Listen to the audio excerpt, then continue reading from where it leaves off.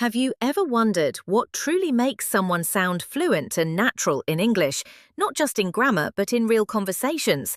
What if the secret wasn't in textbooks, but hidden in everyday expressions native speakers use without thinking? Today, you're about to uncover 125 powerful phrases that can completely transform how you speak and connect in English. These aren't random sentences. They are real tools, used in daily life, at work, in shops, over coffee, and even when you're just chatting with friends. Curious?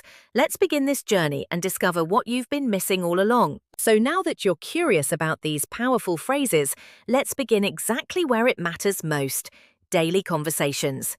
This is where English truly comes alive. Think about how many times you've said, "How are you?" and received a polite, "I'm fine" in return. It's basic, it works, but it doesn't sound like something you'd hear between native speakers at a coffee shop or on a quick phone call. That's because fluent English speakers rely on more natural, flowing phrases that reflect real emotion and connection. So instead of always asking, "How are you?" why not try something more relaxed like, "How's it going?" or "How are you doing?" These expressions sound friendly, casual, and instantly more relatable. And the replies? They're just as easy. You can say, "Not bad, thanks," "Pretty good, actually," or even "Can't complain." These aren't just phrases, they're tiny windows into how real people communicate. Now let's go a little further. Imagine someone greets you with, "What's up?" A very common greeting among friends, especially younger people. If that feels confusing, don't worry. It's not a literal question. You're not expected to share your entire day. A simple reply like, "Not much," or "Just chilling," is more than enough. What's important is that you recognize the tone and context. This is casual English, and it's all about blending in naturally. You see, these small exchanges, short greetings, simple replies, casual responses, are the building blocks of real English fluency. They might seem minor, but they carry a lot of meaning. They signal that you understand the rhythm and flow of native conversation.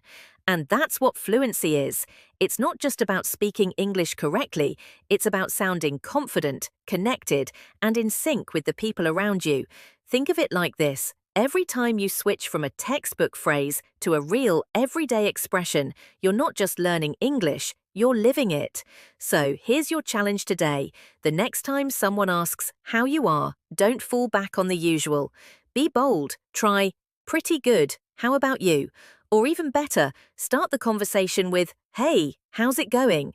Watch how it changes the energy of your interaction. These phrases may be small, but they have the power to open doors, build relationships, and make you feel like you truly belong in the English-speaking world. Let's keep going. You've just taken your first step into real, fluent conversation, and it only gets more exciting from here. Now that you've got a feel for how real conversations begin, let's move one step deeper, learning how to ask for things naturally and politely. Because in English, how you say something is just as important as what you say. Picture this. You're in a coffee shop and you want a napkin. You could simply say, "Give me a napkin." Sure, the message is clear, but does it sound friendly or considerate? Not really. In fluent everyday English, politeness is built right into how we speak. And that's where phrases like, "Could you help me with this?" or "Would you mind passing me a napkin?" come in. These expressions aren't just more polite, they instantly make you sound more natural, more confident, and more connected to the culture of English-speaking environments. Let's break it down. The phrase, "Would you mind?" is especially powerful. It's formal, gentle, and incredibly useful in both social and professional settings. For example, you might say, "Would you mind closing the window?" or "Would you mind helping me carry this bag?" The key here is tone. You're not demanding. You're inviting help in a way that's warm and respectful. But it doesn't stop there. Knowing how to respond to requests is just as important. If someone asks you for help, a simple "sure, no problem" or "absolutely" goes a long way. And if you can't help in that moment, don't panic. Just say, "I'm sorry, I can't right now. I'm a bit busy." Notice how that still sounds kind, not cold. This is the kind of language that builds positive interactions and trust. Let's take a real-life example. Imagine you're in a store and can't find something. Instead of saying, "Where is the milk?" try, "Excuse me, could you tell me where the milk is?" Or, "I'm sorry to bother you, but do you know where the restroom is?" These kinds of questions show respect and instantly raise the quality of your conversation. As you can see, mastering polite requests and responses isn't just about grammar, it's about human connection. These phrases show that you value the person you're speaking to, and that makes every interaction smoother and more meaningful. Here's your challenge.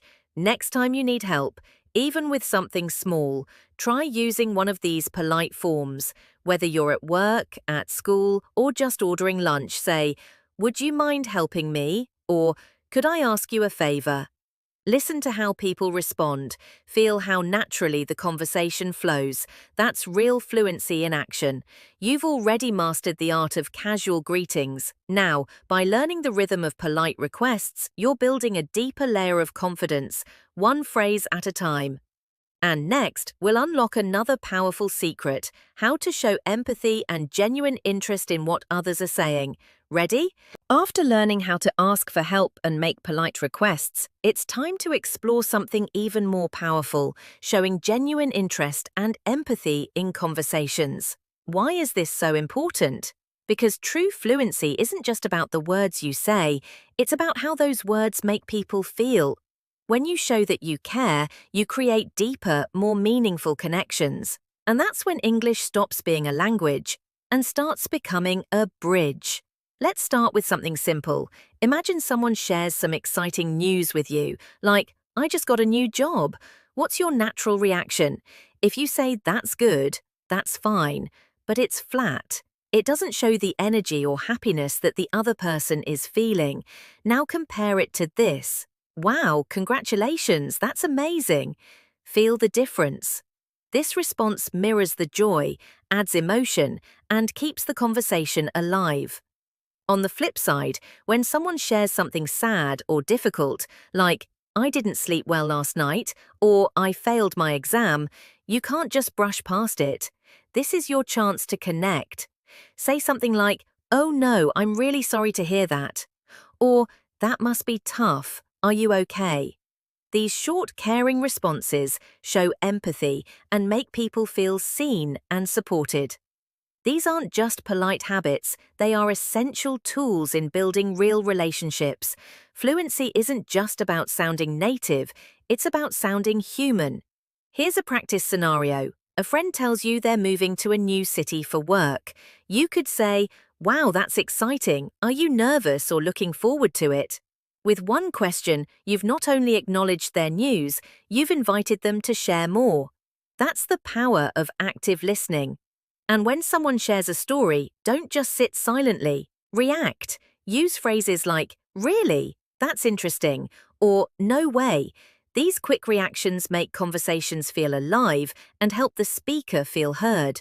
Remember, sometimes it's not about giving advice, it's just about being present and responding naturally. Another great tip is to mirror emotions.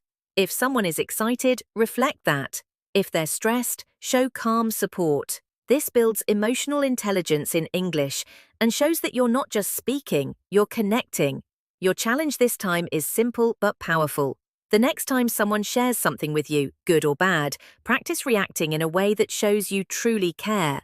Add warmth, add energy, add empathy. Notice how the conversation shifts, how people open up, how much more comfortable you feel in English. You've already learned how to make polite requests. Now, by mastering empathy, you're becoming not just fluent, but someone people love talking to. And in the next part, we'll go even further into the art of making and confirming plans naturally, like a fluent speaker would. Let's keep going. You're doing amazing. After learning how to show genuine interest and empathy, let's explore the next essential skill for sounding like a fluent English speaker: initiating and confirming plans naturally. Because let's face it, what's the point of building great conversations if you don't know how to turn them into real-life connections? Whether it's grabbing coffee with a friend, organizing a study group, or planning a weekend trip, Being able to make and respond to plans smoothly is key. And the great news, you don't need complex vocabulary, just the right phrases at the right time. Let's start with something simple. Want to hang out with someone but don't want to sound awkward? Try saying, "Are you free this weekend?" or "Let's catch up soon." These phrases are relaxed, friendly, and open the door without pressure. You're not forcing anything, you're inviting. Now, if you already have something in mind, get specific. Say, "How about going for coffee on Saturday?" Or "Do you want to meet at the park around 5?" These kinds of suggestions show confidence and clarity, and they make it easier for the other person to say yes or offer a different time if needed. And how do you respond when someone invites you? Keep it light and natural. "Sounds good, I'm in," or "Let's do it." These short affirmations show enthusiasm and make conversations feel exciting. And if you can't join, that's okay too. Just say, "Maybe next time," or "I'm busy that day, sorry." Adding a warm note of regret shows thoughtfulness and keeps the connection strong. Let's walk through an example. Your friend says, "Let's get lunch this Friday." You reply, "That sounds great. Want to try that new sandwich place near the library?" They answer, "Perfect. How about 12:30? You say, "12:30 works for me. Looking forward to it." Just like that, a plan is set, with zero awkwardness. These phrases may seem small, but they help you move from polite conversation into meaningful action. They make you feel more in control, more fluent, and more socially confident. And remember, this isn't just about friends. In the workplace too, planning is key. You might say, "Should we schedule a quick meeting tomorrow morning?" Or "Does that time work for you?" These expressions show professionalism and respect for the other person's schedule. So here's your challenge. In the next few days, take the lead. Make a plan with someone. Use the phrases you've learned, whether it's coffee, study time, or just a walk. Practice inviting, confirming, or even politely declining. Each interaction will sharpen your fluency and build your social confidence. You've already built empathy. Now you're mastering real-life communication, turning words into action. Next up, let's dive into something equally important: how to express your feelings clearly and naturally in English. Are you ready? Let's keep going. So now that you've learned how to make plans confidently and fluently, let's move to something even more personal: expressing your current feelings and emotional states in a natural, authentic way. Because let's be honest, no matter how many words you know, if you can't say how you're feeling or what's going on in the moment, you'll always feel a little stuck. And we don't want that, do we? Imagine this. You're talking to a friend and they ask, "How's your day going?" You pause, thinking how to answer. Instead of just saying, "Fine," which doesn't say much, what if you said, "I'm a bit tired, didn't sleep well last night," or "I'm feeling great, had a super productive morning"? That little extra detail immediately adds color to your conversation. It shows that you're not just speaking English, you're living in it. So, let's explore some of the most natural ways to talk about your feelings and current state. When you're low on energy, say, "I'm exhausted," or "I need a break." Feeling relaxed? Go with, "I'm just chilling," or "I'm taking it easy today." Feeling stressed? Say, "I'm overwhelmed," or "I've got a lot on my plate." These phrases help others understand where you are mentally and emotionally, and they make the interaction more real. Now, expressing feelings isn't just about negative emotions. It's equally important to show joy, motivation, and excitement. You could say, "I'm super excited about the weekend," or "I'm feeling really motivated today."